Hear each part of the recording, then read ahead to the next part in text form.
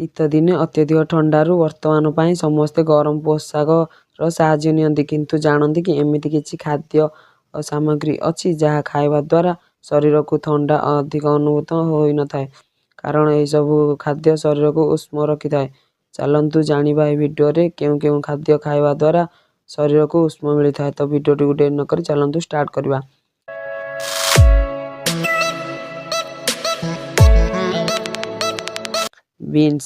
Beans ଶୀତ ଦିନେ ଖାଇବା ସବୁଠୁ ଭଲ କଥା। ଏହା ପ୍ରୋଟିନର ଉତ୍ସ ଓ ଫାଇବରରେ ଭରପୁର। ଏଥିରେ ଶରୀରକୁ ଉଷ୍ମ ରଖିବା ପାଇଁ ଆବଶ୍ୟକ ପୋଷକ ତତ୍ତ୍ୱ ଯଥା କ୍ୟାଲସିୟମ, ଆଇରନ୍, ପଟାସିୟମ, ଜିଙ୍କ ଓ ଫସ୍ଫରସ୍ ଆଦି ଭରପୁର ରହିଥାଏ।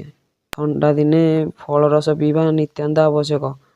କମଳା, ଅଙ୍ଗୁର, ଲେମ୍ବୁ ଆଦି ଖାଇବା ଦ୍ୱାରା ଶରୀରକୁ ରୋଗ ପ୍ରତିରୋଧକ ଶକ୍ତି ମିଳିଥାଏ, କାରଣ ଏହି ସବୁ ଫଳରେ ଭିଟାମିନ୍ ଭରପୁର ପରିମାଣରେ ରହିଥାଏ। ଡାଲି ଥଣ୍ଡା ଦିନେ ଡାଲି ଖାଇବା ଜରୁରୀ। ପ୍ରତିଦିନ ଭୋଜନରେ ଡାଲି ଖାଇବା ଆପଣମାନେ ଅଭ୍ୟାସ କରନ୍ତୁ। ଡାଲିରୁ ଶରୀରକୁ ପ୍ରଚୁର ପରିମାଣରେ ପୋଷକ ତତ୍ତ୍ୱ ମିଳିଥାଏ।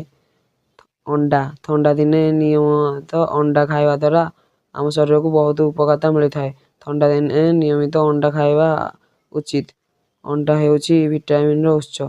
ଏଥିରେ କ୍ୟାଲସିୟମ, ଆଇରନ୍, ପଟାସିୟମ ଓ ଭରପୁର ପରିମାଣରେ ପ୍ରୋଟିନ ରହିଛି।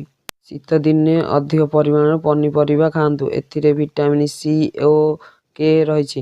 ଏହା ସହ ଏଥିରେ ଫୋଲେଟ୍, ଓମେଗା-3 ମାଗ୍ନେସିୟମ୍ ମିଳିଥାଏ।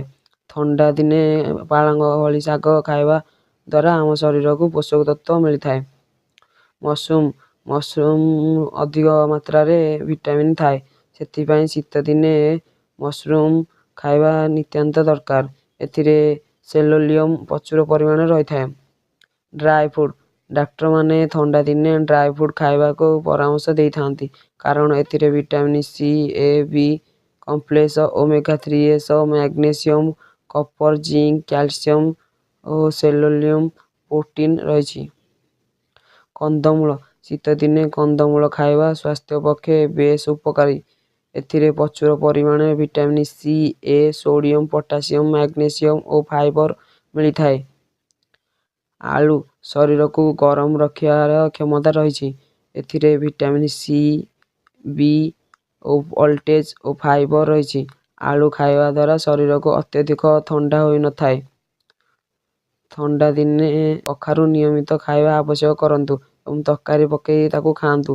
ଥଣ୍ଡା ଦିନେ ଯେମିତି ହେଲେ କଖାରୁ ଖାଆନ୍ତୁ।